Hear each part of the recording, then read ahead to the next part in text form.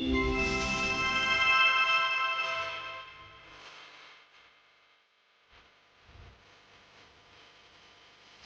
niyo naging sobrang challenging yan for a lot of couples no, yung late night ng pandemic. So ako, ang ginawa ko, first para sa aking misis and for my family, what I would do is I would cook at home. Tapos yung pandemic made us realize na kahit paano pagdating sa pagkain, you have to use the best ingredients, the healthiest of ingredients. Kaya ako, one thing na hindi nawawala sa bahay ko, pagka nagluluto ako, is sweet tea. Nagagamit ko siya mula sa main course hanggang sa dessert.